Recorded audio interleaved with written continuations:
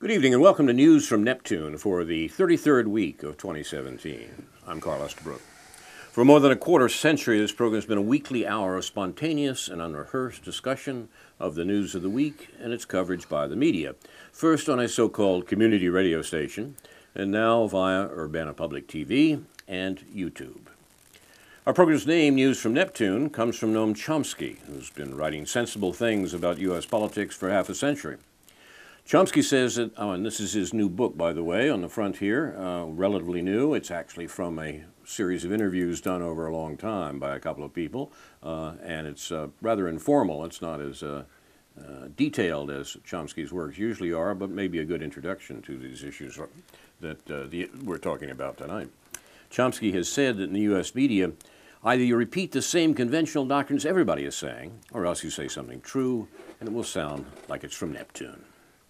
Tonight, David Green and I will try to say some true things on a Discrimination Nation edition of News from Neptune. Let me make a note of that, Discrimination Nation. What I have in mind here is that discrimination is neoliberalism's theory of inequality. Even poor whites have started to buy it in America. A large number appear to think anti-white bias is their real problem. Obviously, they're wrong. It's the immiseration of 40 years of neoliberalism that's their problem. But when the language of victimization has become so impoverished that it consists of nothing but discrimination, you go with what you've got. A new left politics will need to change that. Instead of a more complicated understanding of identity, of race, sex, and intersectionality, we need a more profound understanding of exploitation, the objective conditions of life of the majority of Americans. Exploitation is objective. It happens whether you know it or not. Identity is subjective, a chosen social performance. See, for example, the Hypatia controversy earlier we've mentioned before and may come to mention again. Under capitalism, we have to give up some of what makes us human, our conscious work of head and hands, to someone else's control in order to eat regularly. That's the alienation, the exploitation that we are trying to pass off as simply a matter of discrimination. It's not. It's more than that. We are beginning with our typical laundry list of events that have occurred to us over the week, and we'll start with David Green's laundry list. I think you set this up pretty good, even though we didn't rehearse this or even talk about it. But it's obvious what the general themes are, and I think even the Chomsky book here about basically about the economic effects of neoliberal policies over the last 40 years in this country mostly, and talks about the world also. And I really did want to start out with that because it seems like sometimes we have to get back to the fundamental material situation in which we find ourselves. And if I could put my head up there, Andrew, that way I wouldn't have to slouch over to get in the picture. Thank you. I'm the short guy. Yeah. And just as people who watch this program know, so I keep a close eye on the research of Thomas Piketty and his colleagues in Berkeley, Emmanuel Says and Gabriel Zuckman, who've produced both Piketty's book and various papers talking about income inequality and wealth inequality. The two most recent ones in 2014 and 2016 talked about wealth and income, and the first about wealth, the second about income, and just to pull out the basic thing, the basic reality of that should get people's attention in terms of understanding what you just referred to, Carl. In terms of wealth, 0.1% of the households have over 20% of the wealth, and 90% of the households have about 20% or maybe a little less of the wealth. And so the other 60% goes to that second 9%. And what that means in real terms, in concrete terms, if you want to visualize this in terms of lining up people, little stick figures or however you want to do it, you got one out of 1,000 people. You've got one person who have if you have 1,000 people who have $1,000, one person has 200 of those dollars. 900 of those people divide up 200 of those dollars, and then the other 9 people, the other 99 people divide up the other $600. And this is a radical change, even from a relatively unequal capitalist society we had in the 1960s, which is because the bottom 50% hasn't gotten a raise since then. And so back then you had the top 0.1% that now has over 20%, had only about 7% sometime in the 1960s into the 1970s. And all these radical changes that have come with what we call neoliberalism, which Chomsky defines in this book in various ways, in which other people, all the economists that I often refer to on this program, from the Keynesian economists like Dean Baker, who understands these phenomena and the nuts and bolts of these phenomena perfectly well, to David Harvey, the Marxist, to people that are associated with what's called a heterodox school, like Michael Hudson and so forth, that we often see on some of our websites, and all these people that are referred to on the excellent website Naked Capitalism. All of these people are trying to understand things that should interest people, except that I fear they become difficult, or either difficult or dull, as we get into the weeds of understanding how all these processes have worked regarding trade, regarding technology, regarding unions, all of these things that have determined this massive shift of wealth to the 1%, the 0.1%. I want to say that again, just in case I got that wrong at the start. 0.1%, 1/10 of 1%, has 20% of the wealth, and an equal another 20% goes to that bottom 90%. And rest assured that 90% who wonder, why don't I get any of this, are doing the labor, are doing more than 90% of the labor to produce the products that make us a developed country, whether it's this table or these computers or this camera or whatever, or this flag behind us. It's the 90% of the people don't have to feel bashful about saying that their labor merits a larger piece of the pie. So in this context, number 2, why do we talk so much about hate all the time? What's the thing about hate? And I guess what I wanted to do is refer back to my own understanding of this issue in the context of the Israel-Palestine conflict and all of the debates that have swirled around Israel-Palestine, including how to understand Nazi Germany in World War II, the rise of anti-Semitism in the 1920s and 30s, and how that all played out and how we understand that. And about a little more than 20 years ago, there was a fellow who's been sort of forgotten since then, named Daniel Goldhagen, who wrote a book arguing that Nazism came about because the Germans just sort of the blood of anti-Semitism, the blood of Jew hatred, just kind of coursed through their cultural veins and somehow overtook them at a certain point in historical time. And the political context of that argument, of course, was in the mid-90s, in the Zionist Israel post-Oslo context, in which it was clear that the Oslo context was breaking down.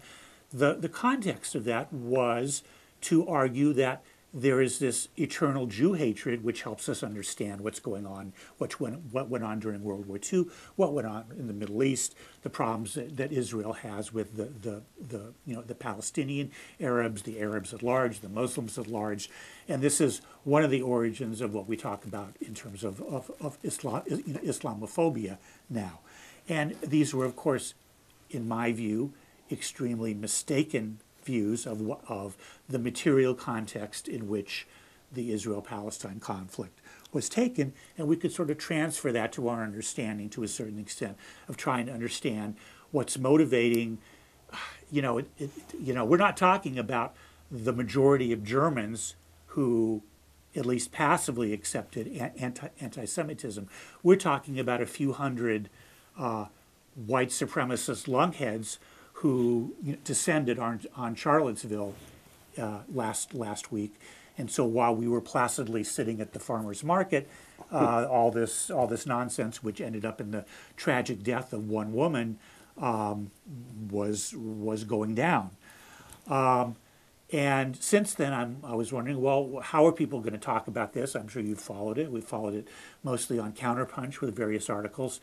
And happily, quote unquote, that's not the right word, but at least I'm relieved to find out that there is some sense being talked about what went down in Charlottesville by a few people, even a few people that I haven't ever heard of, who must have been motivated with all the nonsense that they were hearing, to try to put what's going on there in some context, to try to put this anti-Trumpism in some context, to put what Trump said following this in some context, and to understand the relationships among the alt-right, the neo-Nazis, the what's it called? I didn't even know the word Antifa. Yeah. Is it Antifa? Antifa, I think. Antifa, the anti-fascist groups that apparently organized the counter-protest in Charlottesville. And I guess I just have to say in bald terms, of course, the police have to be held accountable for handling this very poorly. Yes, exactly. But, and of course, the neo-Nazis and the white supremacists, or whatever you want to call them, or whatever they want to call themselves, have to be held accountable for sort of weaponizing this event, which the police never should have allowed them to. Exactly. And the counter-protesters, some portion of the counter-protesters, has to be held accountable for even being there, because I don't see any reason for them to have been there. Exactly. And that's, maybe I've heard a couple of people say that, but even if I was a young man and a fast runner, or whatever it is you need to be, I wouldn't be there. The counter-protesters came with certain kinds of weapons also. Not guns, but some percentage of them were asking for a fight, wanted to engage in these skirmishes with the alt-right. And that's bad news. They shouldn't have been doing that. We should ignore these people. We should let the police, let them have their march, let the police supervise it insofar as they would do that, let them go home. I'm not sure what's motivating these people, but I think it's this general context of this is Germany in the 1930s, right, and we have to do something about this. And that's really wrong. So I'll put that on the table, so to speak. And, there's more to say about that, but I would encourage people to read some of the articles on Counterpunch, which I think provide a better context than this had to be opposed. This was all the fascists' fault. Trump didn't respond well, even when he says true things like, well, if you're going to take down the statues of Robert E. Lee, you're going to have to take down the statues of George Washington, Thomas Jefferson. That's exactly right, and many people have pointed out that's exactly right. And I think one of them was Sam Husseini on Counterpunch this morning. So, Carl, I've given you enough to move forward with here, I think. Indeed, you have a laundry list with an awful lot of soiled linen on it, and I would be more than happy to go after any of those things had we the time. Yeah. I have, unfortunately, put together a list of my own, and I told myself I would hold it to a short list. I didn't. Mm-hmm. At top of my list is the report that appears in the Israeli newspaper Haaretz Haaretz. Haaretz. There we go. Haaretz. Thank you. I knew it was wrong. I don't speak Hebrew, but I speak Haaretz. I was having trouble getting the apostrophe in there. Yeah. Haaretz. Haaretz. The headline reads, Trump's disengagement plan from Syria leaves Israel with big concerns about Iran. Israel estimates that Trump has no intention at the moment of confronting Iran, that is, widening the Mideast war, and he's interested primarily in success in the battle against ISIS, followed by the evacuation of U.S. troops from the region. Now, this is important. As I say, this is not in a U.S. paper. This is in this morning's Haaretz, and it gives us the reason that the war party, pressing for American military involvement around the world in the interests of the 1%, or the fraction of the 1%, wants to remove Trump. What is Trump this week, by the way? A secret Kremlin agent or a secret Nazi? The political establishment is looking for any stick to beat him because he seems unenthusiastic for the Obama-Clinton-style war provocations versus Russia and China. But point two, there's hope for the political establishment for the war party. Venezuela is the new Iraq. That's what CIA Director Mike Pompeo has blatantly stated at the Aspen Security Forum this last week. The CIA is openly working with the governments of Mexico and Colombia to go for regime change in Venezuela. Pompeo says this openly. The point three comes from the combative columnist Caitlin Johnstone, who writes, one of the reasons these alt-right demonstrations are consistently met with counter-protests is because there are people on the left who are genuinely worried that the alt-right would indeed hold a peaceful demonstration if left to their own devices, and they don't know how they deal with that. I think there's a lot of truth in that. I think she's onto something there. You suggested something the same. Yeah. Point four, criticizing both sides in Charlottesville, as Trump said, seems to me to finally be correct. The criticism of the left, the language breaks down here entirely, in Charlottesville, specifically the Antifa groups that David just mentioned, comes from Noam Chomsky. And he's quite right about that. It seems to me. Antifa is a major gift to the right, says Chomsky, who, including the militant right, who are exuberant. What they do is often wrong in principle, I mean, what the Antifa people are doing, like blocking talks, and the movement is generally self-destructive. When confrontation shifts to the arena of violence, it's the toughest and most brutal who win, and we know who that is. That's quite apart from the opportunity costs, the loss of the opportunity for education, organizing, and serious and constructive activism that demonstrations like Charlottesville occasion. That's why it seems to me Chomsky's quite right in saying the Antifa people are wrong. Well, Chomsky is criticizing the left. Steve Bannon, who according to this morning's news may be on his way out the door in the White House, Trump's chief strategist, who has been constantly, I think, misrepresented in the media, Bannon criticized the right. Bannon dismissed the far right, the people who carried on the demonstration in Charlottesville, as irrelevant. Ethno-nationalism, he called it. It's losers. That's his word. It's a fringe element. I think the media plays it up too much, and we got to help crush it. These guys are a collection of clowns.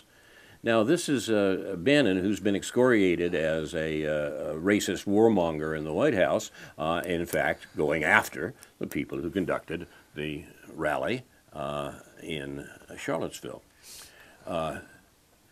Point 6, U.S. war provocations are good for business. The North Korean missile standoff has prompted the U.S. military to accelerate the development of next-generation artillery shells known as hypervelocity projectiles, or HVPs. It's been a wonderful boon for the what we laughingly call the defense industries in this country, the war provocations of the Obama administration, which the War Party is so desperately trying to make sure that the Trump administration continues. Point 7. The historian Eric Foner said in an interview that it's not necessary to remove Confederate statues. Instead, he advocates putting up new ones to people like John M. Langston, a black member of Congress from Virginia in the 1880s. And just before we went on the air today, our cameraman Andrew Scholarly reminded us that Robert E. Lee was not much of a hero, but his second in command, James Longstreet, really was, and ended up leading a military and police group to put down a unit in New Orleans that made up primarily of blacks, to put down an attempt to resurrect a racist government in New Orleans. Longstreet was quite a man. He lived on into the 20th century, but he has been entirely forgotten. There is, I'm told, one statue to Longstreet in the town he died in Georgia, but he is far more deserving of it than Robert Lee, whose birthday was celebrated as a holiday when I was a lad in Virginia, and we got the day off school. A mistake. Point 8. A general reevaluation of the Civil War, of Lee, Lincoln, and all, and a critique of its propagandistic uses is much to be desired. We need to update, for example, Howard Zinn's People's History of the United States. And I might mention in this regard a very good program available here in Champaign-Urbana from the radio station WRFU, the People's History Hour, with Grant Neal and Nick Goodell, that you can find on Facebook under the name People's History Hour. Recommend it entirely. Point 9. I suppose we can all feel good about opposing fascism and white supremacy, concocted as these notions are in contemporary U.S. discourse. But the U.S. government is not killing people around the world, particularly in the Middle East, for white supremacy. It's doing so for the profits of the 1%, or the fraction of the 1%, as it always has. Our task is to call attention to the killing our government is doing, particularly in the Mideast, and call for it to end. U.S. presidents have killed more than 20 million people since World War II for the profits of the 1%. The excuses changed, but not the real reason or the practice. Point 10. President Donald Trump will meet with security officials at Camp David today. It's sad. I don't know how that works in with the announcements coming out of Washington right now about Steve Bannon. But the plan was to meet at Camp David to discuss U.S. strategy in Afghanistan. And it reminds me that Vice President Pence was brought home to participate in a strategy discussion in Camp David. Trump has questioned the need for a sustained U.S. presence in the country, saying last month he wanted to, quote, find out why we've been there for 17 years, close quote. The real story of the Trump administration and war is not being reported, including the remarkable fact that a principal voice for the ending of the wars that Trump has inherited is the awful Attorney General Sessions. The argument that's going on, supposedly at Camp David, is chaired by the National Security Advisor McMaster, H.R. McMaster, who is calling for 50,000, yes, you heard that right, 50,000 more U.S. troops into Afghanistan to finally win this war. This is the sort of stuff we're getting from Buck Turgidson in the National Security Advisor's office. And the opposition, you have to read it to believe it, is coming from the awful Attorney General Sessions. Sessions has long been the biggest skeptic in the room, it's reported, when the subject of a continued presence in Afghanistan arises in meetings of Trump's war cabinet. The Attorney General asks the same question: is this what we were elected to do? And the answer to the question, he says, is no. So here we have Trump rolling up the CIA's role in supporting jihadists in Syria, and seriously considered with major members of his administration going against the generals in the administration who want to widen and win the war in Afghanistan. Have you read about that in the New York Times? Probably not. Point 11. America Asleep by John Stepling in the current Counterpunch. Quote, "The recent attack in Charlottesville hardly stands out in any way unique in American history, but there are several very telling aspects to this display of organized white supremacist values. First, how is the police allowed it to happen?" Close quote. David raised this point a moment ago. It's worth returning to. The police, amazingly, have claimed that, well, they couldn't do anything to stop the disorders because the protesters were better armed than they were. Now, this is from the chief of police of Charlottesville. Goodness. This guy's in trouble, and he should be. 12, point 12. Our friend Jeffrey Sinclair, who edits Counterpunch, has a terrible pun, but a good article, or at least an interesting article, parts of which I find debatable, in this morning's Counterpunch. It's entitled, "To See or to Not See." Not see, N-A-Z-I. To see or not see. Trump's moral blind spot is America's. The line's worth the wait. Democrats are indignant that Republicans didn't call for Trump's head on a platter from his remarks about Charlottesville. Everyone felt very good about how bad they felt, says Jeffrey, and I think he's right about that. There is another article on the Counterpunch site about Charlottesville by Ajamu Baraka, the Green Party's vice presidential candidate in the last election, and it's entitled, "The Story of Charlottesville Was Written in Blood in Ukraine." He makes a connection that once again has been absent from the mainline press. "We're shocked to find explicit neo-Nazis in Charlottesville." Who knew? But we forget the Obama administration employed explicit neo-Nazis to overthrow an elected government in Ukraine, and then condemned Russia for helping those in Crimea and Donbass who resisted the Nazi-infested government we installed in Ukraine. So if you're talking about being light on condemnations of Nazis, you better look at deeds in the Obama administration rather than obiter dicta in the Trump administration. Hey, I got through the whole list. You're watching News from Neptune. We have done our table of contents at the beginning, and now we'll turn to the program. What do you want to talk about, David? Well, just the one sort of, maybe, I don't know, I wouldn't call it a minor point, but just an observation in terms of the wisdom of counter-protesters challenging a group like this, which, as one commenter pointed out, I don't think these are maybe scary-looking people, but they're not exactly battle-hardened people. But one has to understand, it seems to me, that there's more likely that a mentally disturbed person, such as Mr. Fields, who basically killed Heather Heyer with his car, is going to be attracted to the alt-right than to the Antifa, and that's the kind of person that tends to be attracted to the neo-Nazis, or to be reading conspiracy theories, and to be 20 years old, and to be mentally ill, and to not have any future, and to have been kicked out of the army because even the army diagnosed his mental issues.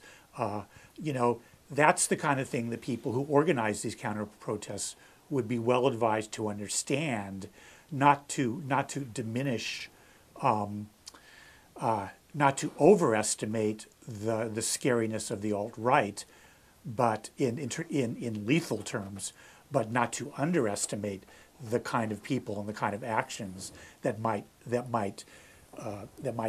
go go along with that. All it takes is one person. So from there, I don't know where you want to pick up. Well, I would pick up with one point that some of our friends and associates have been scandalized by, and that's Noam Chomsky's attack on the Antifa, the anti-fascist fighters, as they style themselves. There may be less here than meets the eye, but I was interested to see that Cornel West, for example, who is unquestionably a serious person, in an account of how he and a number of other ministers, a number of people involved in a religious ceremony in the midst of Charlottesville, were in fact rescued from a threatening mob by a number of people, including folks aligned with the Antifa movement. Nevertheless, the attempts of the Antifa people to say that what's necessary is physical confrontation with the fascists, with the white supremacists who are staging the rally in Charlottesville, that attempt seems to me to be, at best, a blind alley.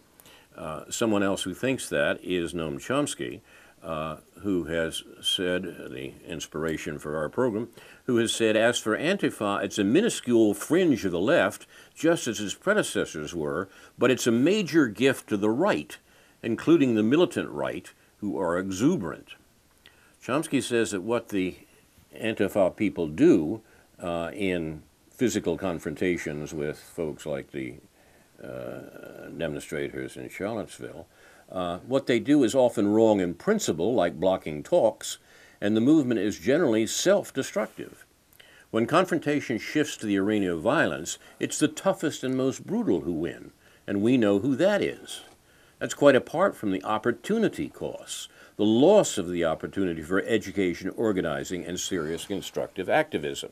Suppose the police had actually done their job and made sure that the arms and threats of violence did not take place in Charlottesville, then perhaps the most important outcome would have been a exposure of and confrontation with the ideas of the people who were gathering a crowd in Charlottesville. That's the sort of thing that I think Caitlin Johnstone, for example, was suggesting and saying that the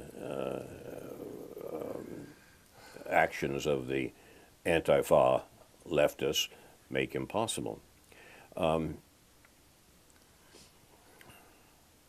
The fact that Trump himself observed that it was not, forgive me, a black and white issue in terms of the actual demonstration, the actions of the demonstrators in Charlottesville, seems to me to be not a good reason to dismiss the assertion entirely.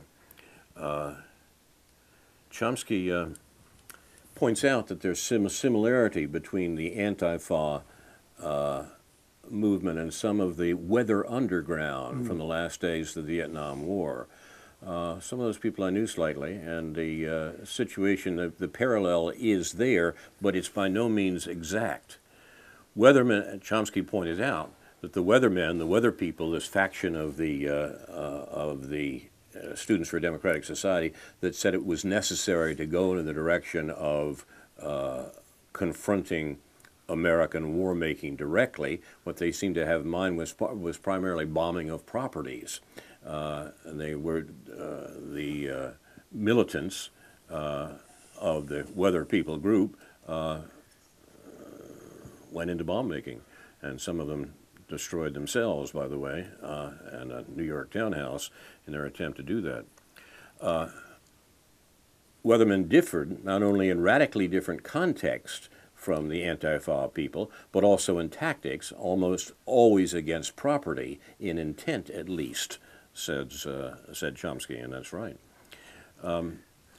Which is why when you actually look up the number of people, the number of non-activists, non-weathermen people who were actually killed by any of the groups, whether weathermen or the other groups that were involved in that sort of thing, you can't even use all the fingers on one hand in terms of understanding who actually they haven't been blown off. Got killed, but not that any of those deaths were or should not be noted and mourned.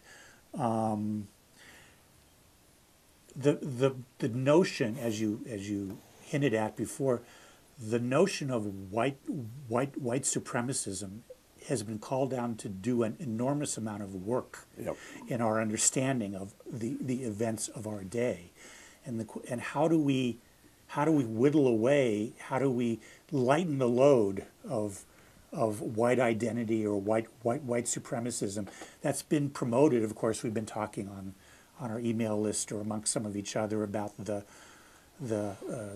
host of the Counterpunch broadcast or podcast, Eric Draitser, who's just been corralling everyone he can get his hands on into agreeing with him that somehow the Trump phenomenon is at bottom at some fundamental level about white identity or about white supremacism. How do we lighten the load a little bit? I would think that, and as I began the show with, it seems like if people were more fascinated by the notion of the inequality of wealth that we have in this country right now, and trying to understand that. I can understand that's kind of difficult and maybe dull in some ways. But what about war? What about our nation's wars? What about our military bases? What about Yemen? What about Venezuela? Why do these things? Why does it not fascinate people when we have a mainstream press? So why doesn't it fascinate people that the sanctions bill that was passed by Congress was only dissented to by three Republican House members and 2 senators, 1 Republican, Rand Paul, and 1 Democrat, Bernie Sanders?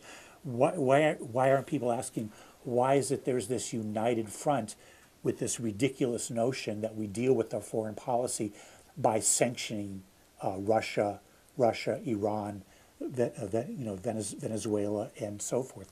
People ought to be interested in those things, but somehow racism is just more sexy. Racism makes people feel superior to other people it makes people who consider themselves non-racist feel superior to other people who they consider racist.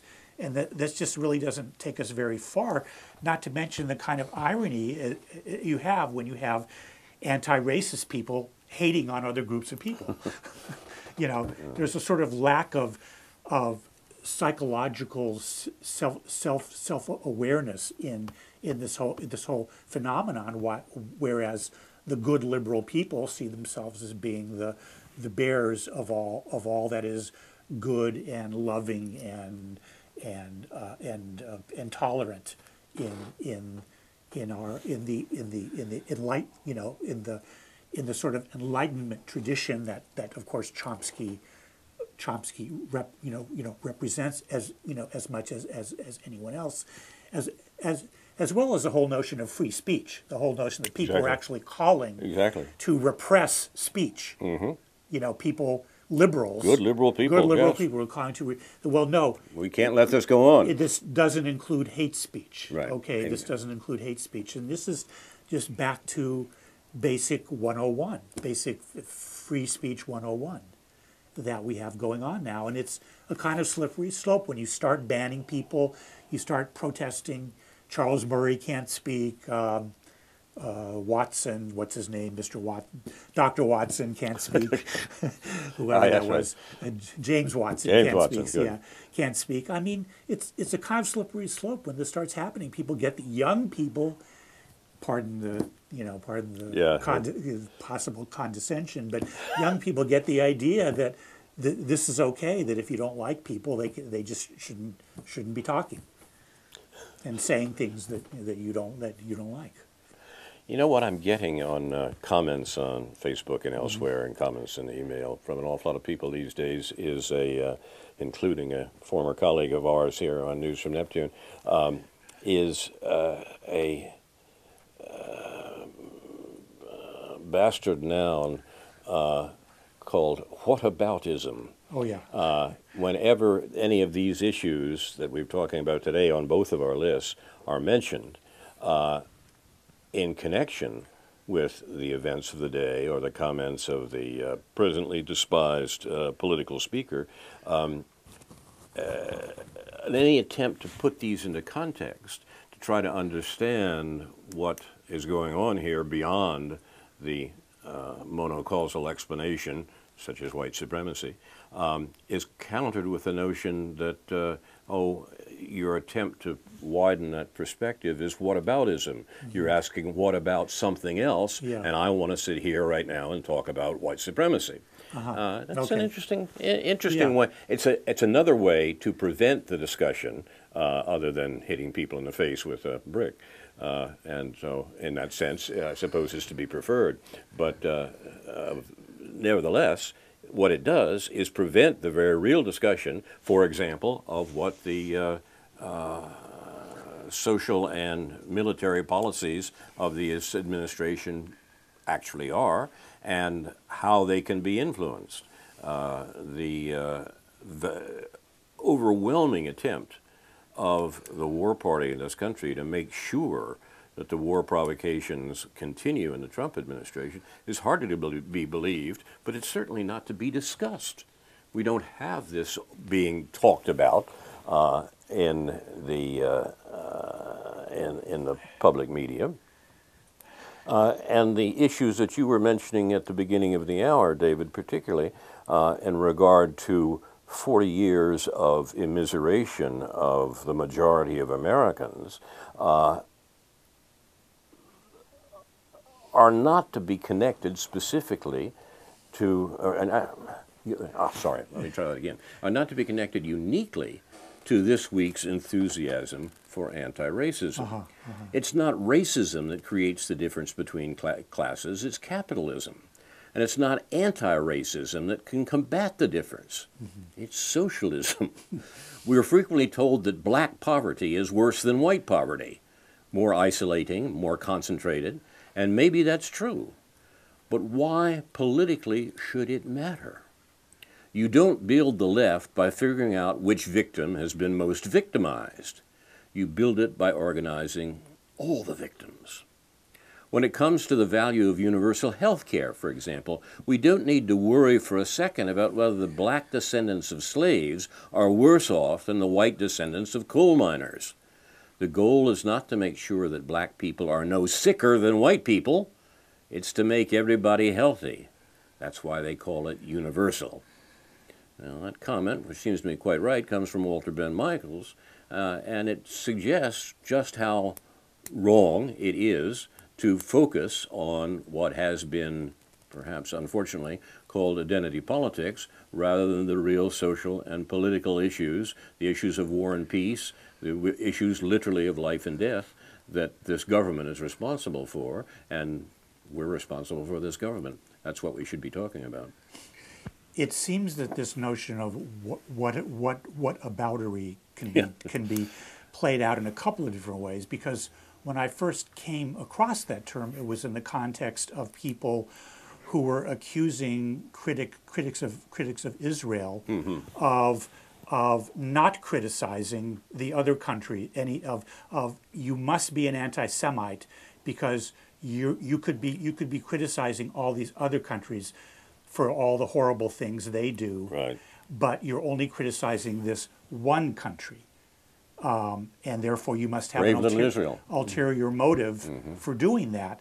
So I was a little confused and sort of trying to sort of sort out, well, what's the difference? I think what you point out, there's a difference between providing context to explain something, those of us who are trying to explain and understand what's going on in Israel and Palestine.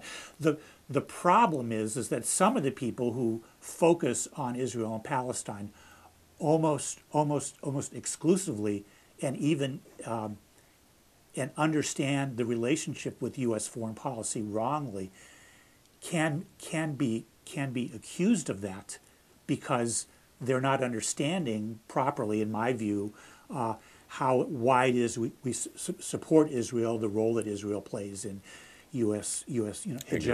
hegemony in that region, and the whole thing that we've talked about on this program so many times. So it isn't that people who criticize Israel shouldn't have to explain the context of it. They obviously should. They should be understanding this in terms of how it is that foreign policy elites in this country glommed onto to Israel, especially since 1967. So this recent iteration of the accusation of what accusing people who want to bring in context of avoiding the fundamental issue, it seems it's a little much to kind of sort out, but it's always about context. It's always about context. It's never about singling out Israel or anyone else. It isn't, Israel, the Israel-Palestine situation doesn't exist in a vacuum either. Absolutely right.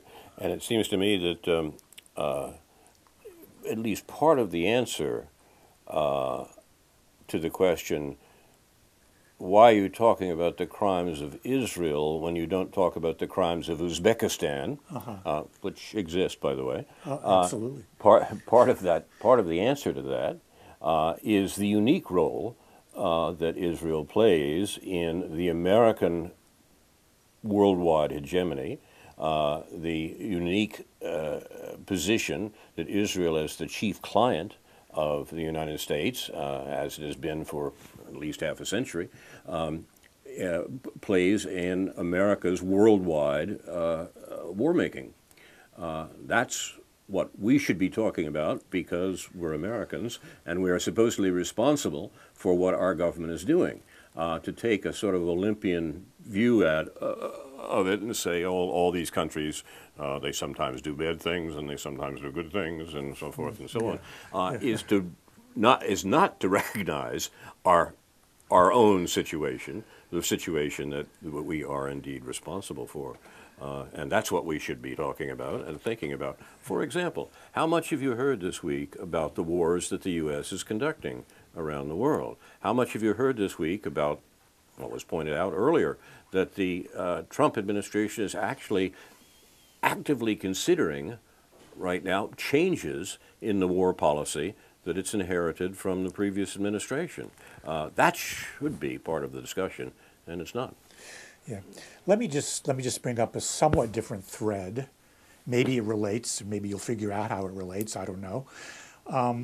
I heard an interview on a podcast on the This Is Hell, usually a very excellent podcast, a couple weeks ago. I'm not sure how old it was. I'm usually about a month behind in my listening to these podcasts, but it was an interview with a woman who'd written an article in The Baffler about the whole Koch brothers thing that we refer to once in a while on this show. Right. We probably don't talk about the Koch brothers as much as we should, and people might ask why that is, and they're probably, hey, they aren't talking about us. Probably reasons for us, yeah, right.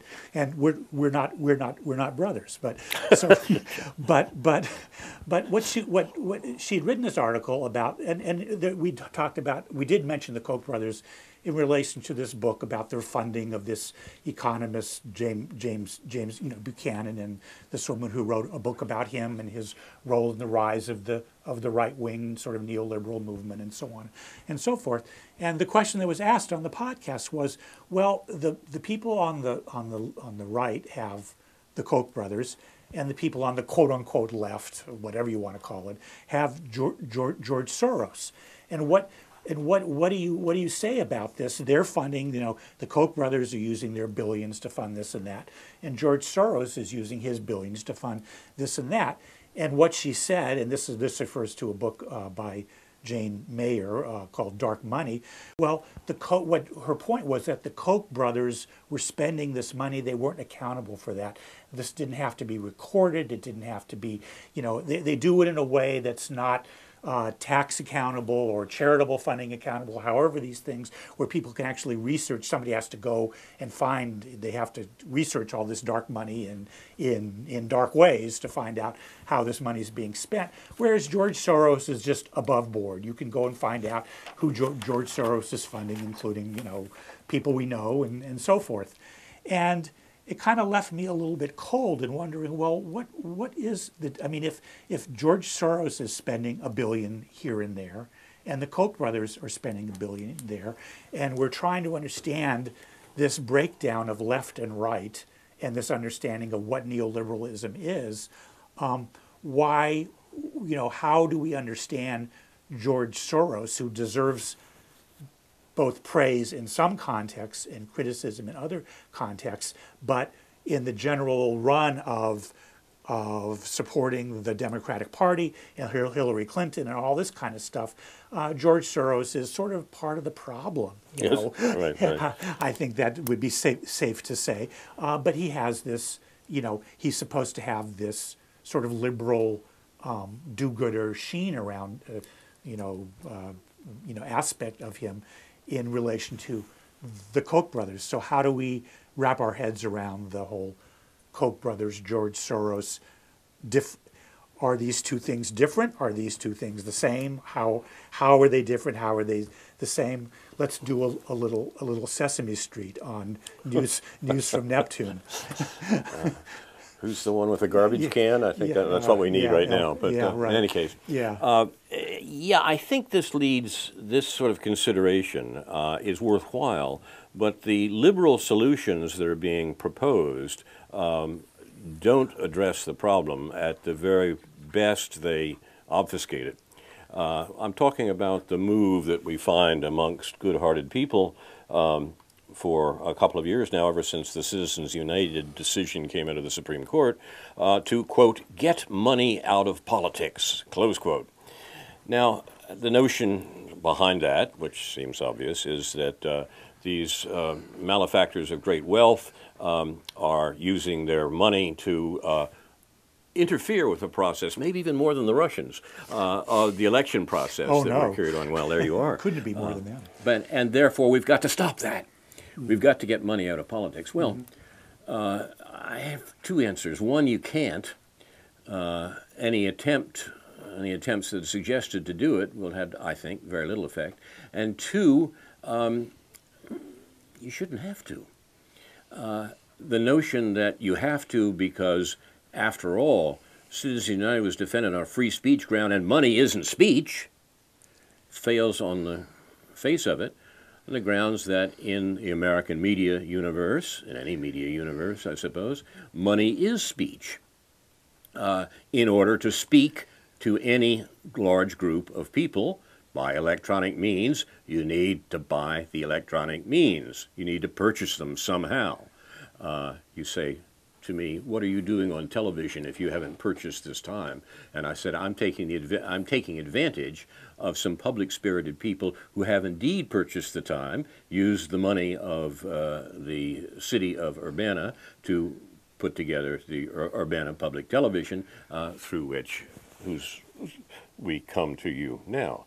The point is that the idea of limiting money that can be spent politically is not only self-defeating, it's probably impossible. There is another way to go about it, though, and that's to increase speech, to make speech more available, to do the sorts of things that the Urbana City Council has done, and allow peculiar people to show up and talk on television. This is a consummation devoutly to be wished. I had the pleasure many, many years ago, in a galaxy far, far away, of running for office, running for a congressional seat here in Illinois. And money was a consideration because we didn't have any. I was running as a Green candidate.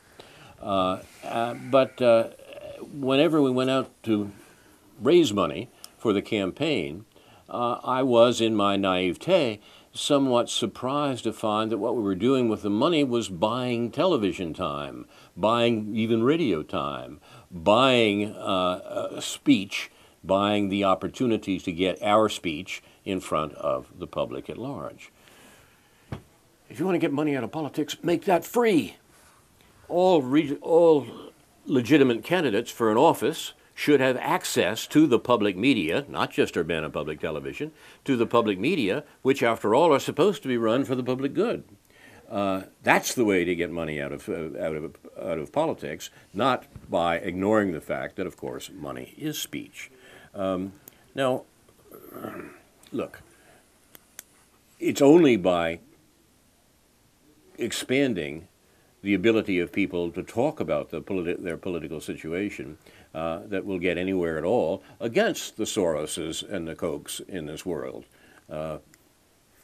But the of solution course, is obvious. yeah, but it needs to be said. I mean, since I raised the issue, I don't want to dig too deep a hole for myself. I mean, the Koch brothers have spent a lot of money at the state level to try to gerrymander state government so that Republicans will have sort of absolute control, and that's a bad thing. I'm not saying it could be fought by taking their money from them, or I mean how that should be dealt with, but that is a more dark agenda than whatever the Soros agenda is. But one has to say that if one is only talking about Koch brothers and Soros's, then one is still back in the same sort of liberal conservative Democrat Republican kind of not very contextual and not very insightful understanding of what's really going on. I mean, George Soros made his money in finance. He made his billions in finance within a system that, playing by rules, that those rules need to be changed. We have, I think now, 2 governors of Illinois in jail for bribery, do we not? I mean, that's clearly something we should pay attention to. One's out of jail. Well, one's come and gone, right? Yeah, right. But certainly there are things to be dealt with in terms of the use of money in politics. But that's even a broader question, of course, than buying television time and buying the ability to speak to a larger audience. Look, Soros has been variously described for his activities, up to and including, it's charged, paying demonstrators for causes that he favors. We should know about that. We should find out about that. That's what we should be investigating rather than whether Paul Manafort got some money to Ukrainians. But the question of money and politics is a lot broader than simply speech. Speech we can deal with. Yeah. And if people are asking, well, Ronner bought the governorship, and people can ask, well, why didn't the Democrats, given that this is a blue state, what did the Democrats do? Just like people should be asking what Hillary Clinton did or didn't do to lose against Donald Trump. People could be asking a similar question as to what Pat Quinn and the Democratic Party did or didn't do to allow Bruce Ronner to become governor. And we will probably have occasion to talk about some Illinois politics in future programs. You've been watching News from Neptune for the 33rd week of 2017, a total eclipse of the heart edition, as my daughter suggests we should call it. The worst torch song of all time. But it may have some reference to our current discussions, political and astronomical.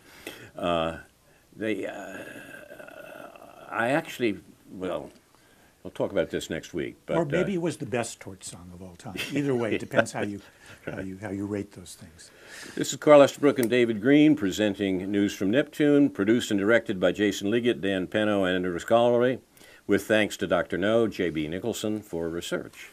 Inshallah, we'll be back next week with a new edition of News from Neptune to remind you, in the words of Edward de Vere, what's past is prologue, what to come in yours and my discharge.